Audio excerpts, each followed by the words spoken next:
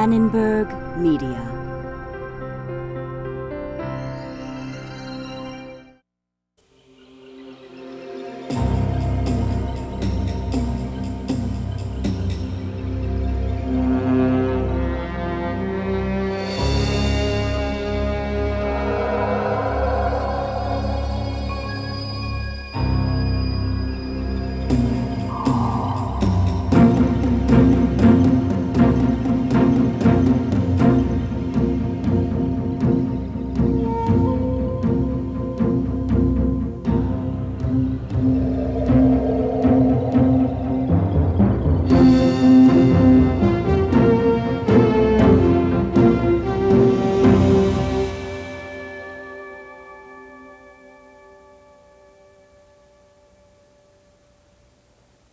The rich diversity of landforms and geologic activity on Earth make it unique in our solar system.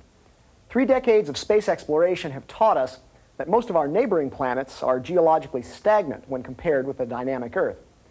Until very recently, geologic phenomena such as earthquakes and oceans, volcanoes and glaciation were thought to be unrelated aspects of nature.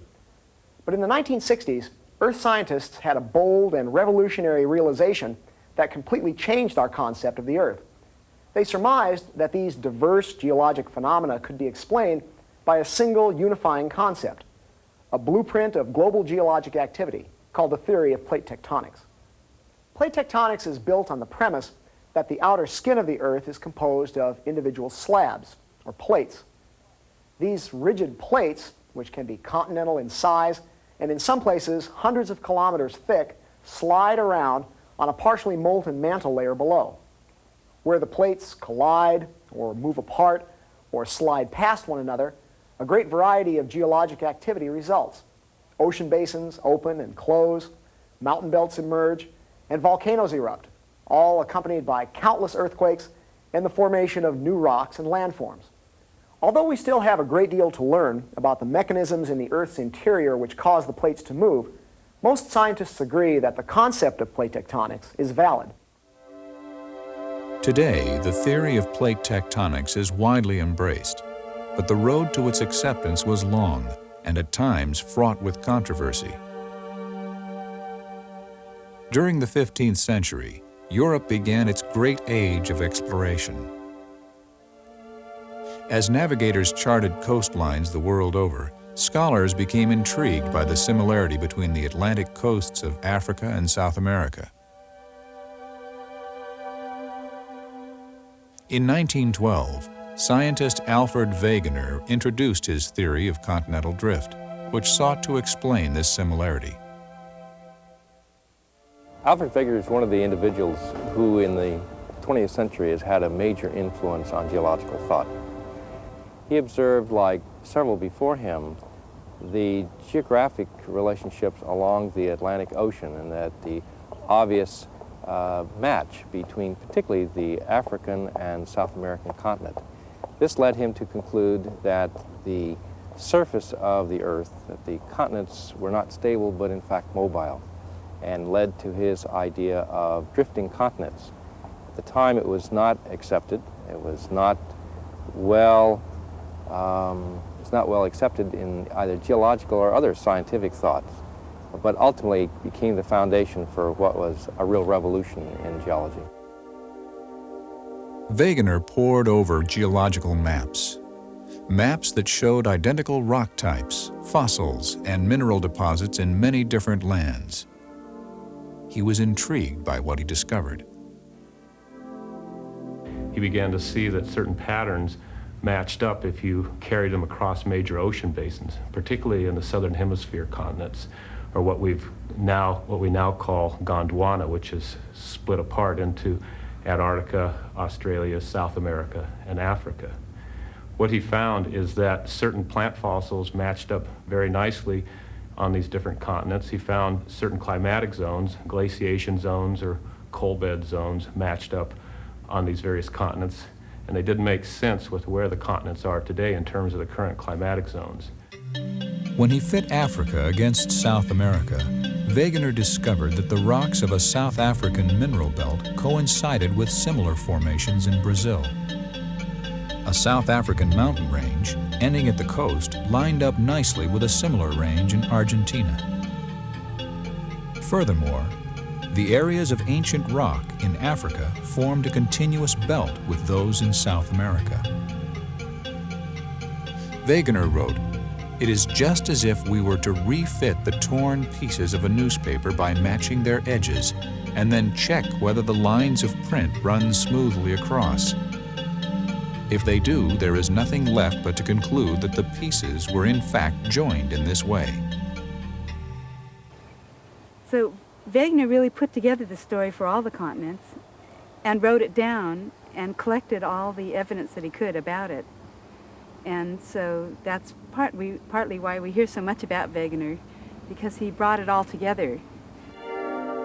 Wegener's suggestion that the continents had once been joined and drifted apart to their present positions ignited a major controversy in the scientific community. Acceptance of Wegener's continental drift theory seemed to be divided roughly along hemispheric lines.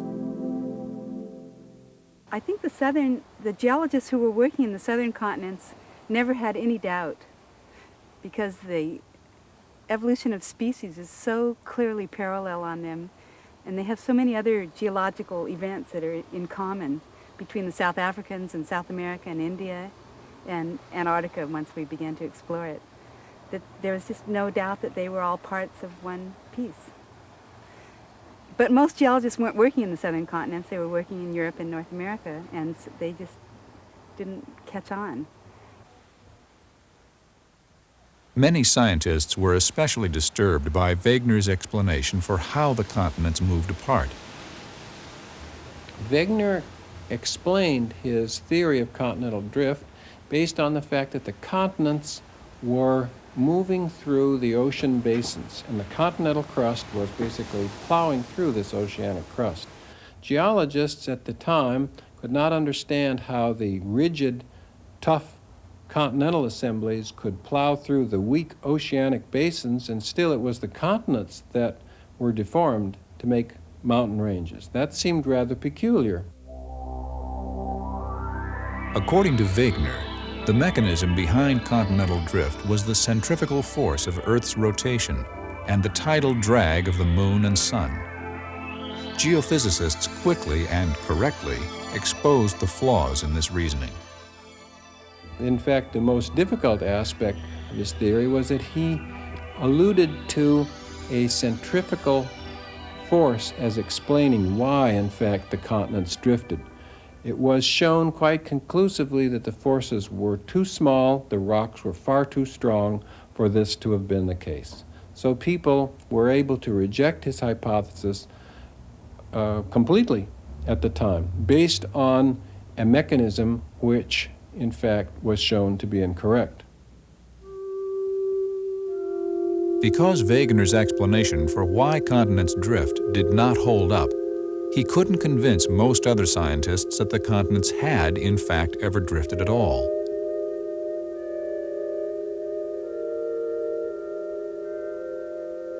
Some people like to say that scientists are so fuddy-duddy they refuse to let any new idea come in. And I think that's a bad way to think about this. We really are careful, and we don't want to leap on some glamorous new idea unless our data really does support it and our understanding of how the world works really can incorporate that. So I think we really did not have any data that was so cutting and so clear that we had to accept this theory. And so I think they were actually being responsible, they were being conservative, but they were also being responsible scientists. In 1930, Alfred Wegener died of a heart attack while attempting to cross the Greenland ice cap. By the 1940s, with a lack of any conclusive evidence, the heated arguments about continental drift cooled off. Wegener's theory, however, would soon once again be propelled to the forefront of scientific debate, but in a most unexpected way. In order to understand continental drift, we really needed to know how the oceans are made and destroyed. And we had very little understanding at all, even the shape of the seafloor. And so we really needed some new technology. Oceanographic ventures are very driven by technology. And it turns out, I hate to admit anything was good about World War II, but it was very good for developing new technologies. This new technology developed for World War II included the fathometer, an echo-sounding device that instantly measured depths to the sea floor, enabling troop ships to move into shallow water. One transport commander, Harry Hess, made a habit of running his ship's fathometer continually. A geologist and Princeton professor in civilian life, Hess wanted to learn more about the topography of the sea floor. He soon discovered that the ocean floor was not level as expected, but was instead dotted with flat-topped mountains, which he named geos. Hess was perplexed by how these mountains formed. Their flat summits could seemingly be explained by wave erosion, but why then did the geos lie so deep underwater? Hess thought he saw a clue to this mystery when he observed that the deepest geos lay farthest from the mid-ocean ridge system. Hess and a colleague, Robert Dietz, suggested that geos are in fact wave-eroded islands which submerge as the crust beneath them subsides.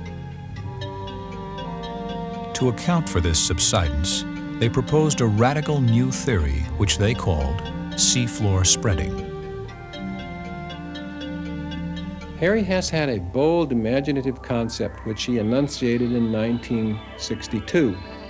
It stated that the newly found Mid-Atlantic Ridge was actually the site of upwelling mantle beneath the ridge, and that it solidified, the melts derived from it solidified at the ridge. They were carried laterally, piggyback away from the ridge, much as the froth in a pot of convecting stew would be carried away from the central upwelling current. What Wegener had evoked was continents floating on and plowing or drifting through ocean basins.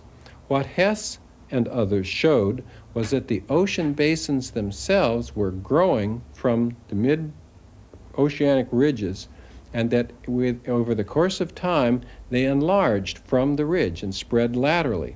These would then be capable of carrying the continents initially much closer together and actually joined at the onset at the ridge, away from one another, directly away from one another by the spreading process. The combination of continental drift and seafloor spreading then gave them both the mechanism and the manner and timing in which the continents had drifted apart from one another. If mid-ocean ridges were continuously creating new sea floor, it would seem that the Earth must be growing, swelling along the ocean ridges like a ball slowly being inflated. But scientists saw no convincing evidence for an expanding Earth. How then could the excess oceanic crust be explained? Hess suggested that the ocean floor simply sinks back into the planet at deep marine trenches. He claimed that this process, now called subduction, destroys the surface formed by seafloor spreading. Just as Wegener's hypothesis was weakened by lack of data, so too was the model of seafloor spreading. Hess cautiously referred to his own theory as geopoetry, but supporting evidence would come from the emerging field of paleomagnetism. Well, the term paleomagnetism refers to ancient magnetic fields of the Earth. We can say something about ancient magnetic fields of the Earth because of the record they leave in rocks. Many rocks become magnetized when they are formed, or sometime after they are formed. When they become magnetized parallel to the Earth's magnetic field at that time. So if you can collect a rock sample, measure which way it's magnetized, and determine when it was magnetized, then you can learn about the orientation of the magnetic field at that time in the past. By the early 1960s, geologists were mapping the magnetization of rocks worldwide. One startling discovery came from the ocean bottom, where oceanographers discovered an unusual pattern of strong and weak magnetic stripes in seafloor lava. Cambridge University student Frederick Vine and his advisor, Drummond Matthews, were especially intrigued. Two questions fascinated them. What causes the strong and weak parts of the magnetic patterns? And why is the pattern striped? They soon realized that the changing intensity of the pattern was caused by the reversal of Earth's magnetic field. The evidence we have that the Earth's magnetic field has been reversed in the past is simply that we find rocks, old rocks, that are reversely magnetized. That is to say, they are magnetized pointing south rather than pointing north. There was much scientific debate at first, because it's known that some rocks can be placed in a magnetic field pointing one way and become magnetized exactly opposite to that direction. And the fact that such rocks existed meant that it was possible that reversely magnetized rocks were simply recording a normal magnetic field.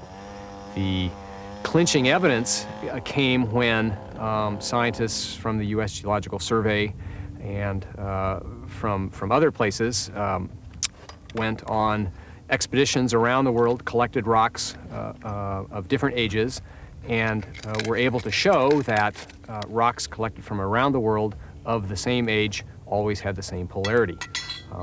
Rocks that were younger than 700,000 years old were normally magnetized. Rocks older than 700,000 years were reversely magnetized. This global pattern of magnetic polarity recorded in the rocks is what convinced people that it was the magnetic field itself changing polarity. Vine and Matthews noted that the striped reversal pattern is parallel to mid-ocean ridges. By 1965, they concluded the best way to explain this relationship is by seafloor spreading. To check their conclusion, Vine studied the magnetic stripe pattern across several mid-ocean ridges. He predicted if seafloor spreading did occur, the magnetic pattern on one side of a ridge should be the mirror image of the pattern seen on the other. With startling precision, Vine's prediction proved correct. Vine and Matthews figured out this idea and published it in a kind of an obscure paper to start with. But then when Fred Vine collected enough profiles across different mid-ocean ridges and saw that it really was true, he went on the road and he was talking about it to anyone who would listen. And in December of '66, he gave a lecture at Scripps Oceanographic Institution that just changed the whole direction of the institution. I arrived there as a graduate student in January of 1967. I thought I was coming to this venerable old oceanographic institute that everybody would be a little bit bored, and they were just crazy. There were records strewn out on the floor all over the halls. Everybody was just all in a chaos over this new idea. It meant a total different way to explain almost everything on the seafloor. A further test of the seafloor spreading hypothesis was carried out by geophysicists J. Tuzo Wilson and Lynn Sykes. They were interested in the faulting which offsets mid-ocean ridges. If a feature such as a road or fence is split and moved by an earthquake, one can deduce how the crust shifted along the fault by measuring the direction of movement and the amount of offset. Many scientists expected the same to hold true at faults cutting across the mid-ocean ridges. But Wilson and Sykes pointed out that if new crust is forming at ridges, then growing seafloor should shift along the faults in the opposite direction. Based on his study of seismic records from the mid-Atlantic ridge, Sykes concluded that this, in fact, was taking place. Wilson and Sykes named the new class of geologic structure transform faults, which served as further proof of seafloor spreading. As transform faults were being discovered, oceanographers prepared for the most intensive sampling of the sea floor ever undertaken, using the research vessel Glomar Challenger. In 1968, drill cores showed that the sea floor grows older with distance from the mid-ocean ridges. Together with the magnetic data and transform faults, the cores indicated sea floor spreading must take place. Suddenly, scientists could easily explain many aspects of Earth's geology and history which had long been unclear. Not only could the distribution of fossils and paleoclimates be explained, but the origins of mountain ranges, mineral resources, large faults, and magnetic field patterns also made sense. Geologists realize that Earth's surface is divided by the system of mid-ocean ridges, subduction zones, and faults into giant plates which slowly separate, converge, or slide by one another. In 1967, Donald Mackenzie and Robert Palmer introduced the term plate tectonics to describe this revolutionary view of our world. I guess you could say that the emergence of the concept of plate tectonics is an example of the scientific method in action. We use a great number of kinds of observations, all different, all seemingly unrelated, and bring it together in a model that explains everything. Prior to the advent of plate tectonics, we knew that we had mountain ranges, but we didn't know why we had mountain ranges. We didn't know why there was this incredible shortening. We knew that we had volcanism near the margin of the continents. We didn't know why. These things are explicable based on plate tectonics. And it is the fact that this new model, this new paradigm, resolved so many divergent, seemingly unrelated geologic facts, observations that we already knew, that allow us to move forward to a new level of understanding. Plate tectonics has become one of the major unifying theories of earth sciences. In many ways, it's comparable to the theory of evolution in life sciences. It provides that unifying theme upon which we can understand, and by which we can understand very wide array of processes which are taking place in the Earth's crust. And so I think it's quite clear that it is probably the most important contribution which has been made to geological thought in much of its development. Plate tectonics theory fundamentally changed the way Earth scientists view our world. Acceptance of the theory has taken hold worldwide, although a few skeptics remain. There are skeptics to every theory, and I guess you would have to say whether we're talking about evolution or a spherical Earth. You would have to say there are skeptics. There are people, I'm told, who don't believe that the Apollo mission actually went to the moon. My belief is that it is a very healthy thing that there are such skeptics because they test our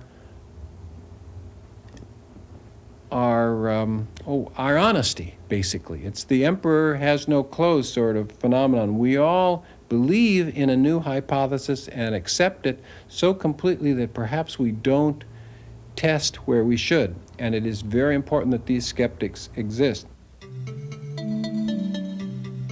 Although plate tectonics explains many geological phenomena, certain questions about how it actually operates remain.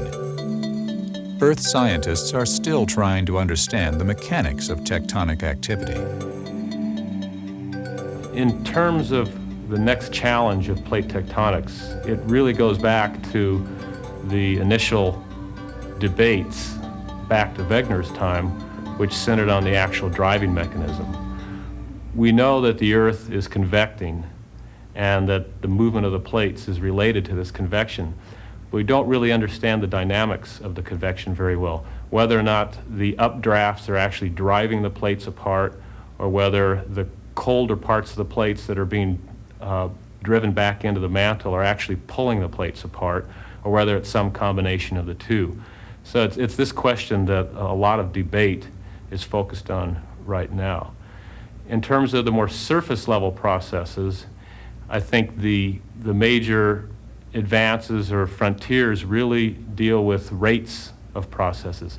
How fast do certain plates move past one another, and how rapidly does that cause mountains to form, basins to drop down, basins to turn back into mountains. The plate tectonics revolution has had a profound impact on our view of planet Earth, even extending beyond the field of geology. The theory of plate tectonics has been, if not instrumental, certainly one of the major contributors to us increasingly looking at the Earth as a single system and all the components of it as being an interrelated part of that system. And our increasing understanding of environmental systems is essentially a follow-through of that basic theme, and something that's been very, very necessary. By the late 1960s, seafloor spreading and the concept of continental drift had gained wide acceptance. Eventually, they were combined into a global model of crustal dynamics that revolutionized geology. The theory of plate tectonics has had a pervasive impact on the Earth's sciences. It's demonstrated that earthquakes and volcanism, mountain ranges and ocean basins are all interrelated, that they are the consequences of tectonic activity at plate boundaries. It's provided new perspectives and imposed new constraints on all geologic interpretations. And the theory of plate tectonics has shown the geologic diversity and activity of Earth to be the consequence of dynamic tectonism that's been functioning for billions of years. Most current research in plate tectonics focuses on documenting the movements of plates in the earliest periods of Earth history and on understanding the mechanisms of plate formation and movement. These mechanisms operate in a most inaccessible place, deep within the Earth's mantle. Unraveling the dynamics of the mantle and its link with the plates is one of the most formidable and exciting challenges facing geologists in the future.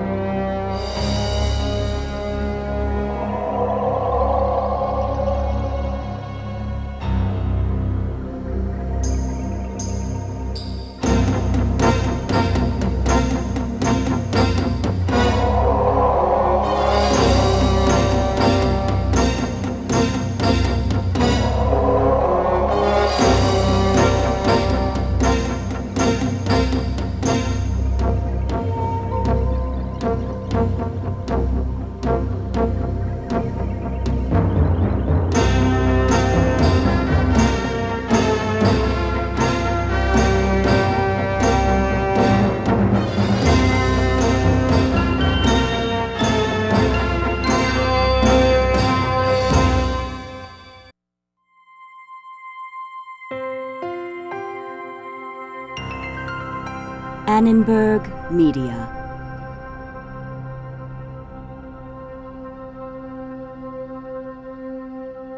For information about this and other Annenberg Media programs, call 1-800-LEARNER and visit us at www.learner.org.